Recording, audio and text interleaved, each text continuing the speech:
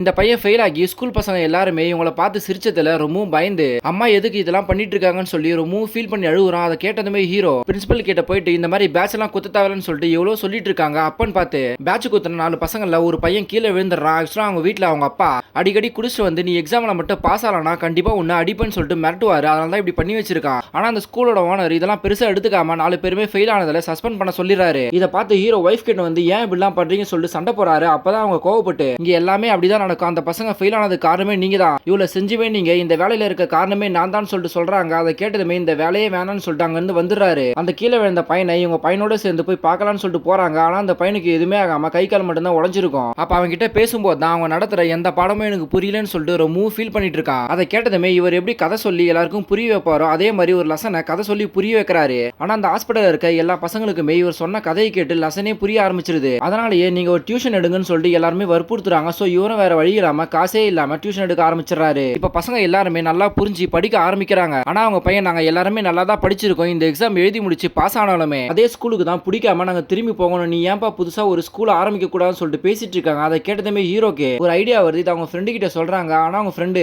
உன்னை நம்பி யாரா பசங்களை உன்னோட ஸ்கூல்ல சேர்ப்பாங்கன்னு சொல்லிட்டு பேசிட்டு இருக்கான். அப்பதான் இப்ப நடக்க போற எக்ஸாம்ல நம்ம பசங்க மட்டும் பாஸ் ஆயிட்டாங்கன்னா கண்டிப்பா அந்த நம்பிக்கையில எல்லாருமே சேர்ப்பாங்கன்னு சொல்லிட்டு வெயிட் பண்ணிட்டு இருக்காங்க. இப்ப எல்லா பசங்களுமே எக்ஸாமும் நல்லபடியா எழுதி முடிக்கிறாங்க. ரிசல்ட் டேவும் வருது. பார்த்தா இவங்க பையனோட சேர்த்து எந்த 4 பசங்க ஃபெயிலியர்னு சொல்லிட்டு பேட்ச் வாங்கினாங்களோ அந்த 4 பசங்க தான் ஸ்கூல் டாப்பரா ஆகி மீதி இருக்க பசங்களுமே இனிமேல் ஹீரோ கூட தான் படிப்பேன்னு சொல்லிட்டு இங்க வராங்க. அதை பார்த்த ஹீரோக்கு ரொம்ப சந்தோஷமாகுது. அப்பன்னு பார்த்து ஹீரோட ஃப்ரெண்டு கையில ஒரு ரிப்போர்ட் எடுத்துட்டு ரொம்ப சோகமா வராரு. என்னாச்சுன்னு சொல்லிட்டு கேட்கும்போது தான் ஒரு நாள் ஹீரோ உடம்பு சரியில்லைன்னு சொல்லி பிளட் செக்அப் கொடுத்துருப்பாரு. அதை செக் பண்ணதுல பிளட் கேன்சர் வந்திருக்கு, இன்னும் கொஞ்ச நாள் இறந்து போயிடுவாருன்னு சொல்லிட்டு போட்டிருக்கு.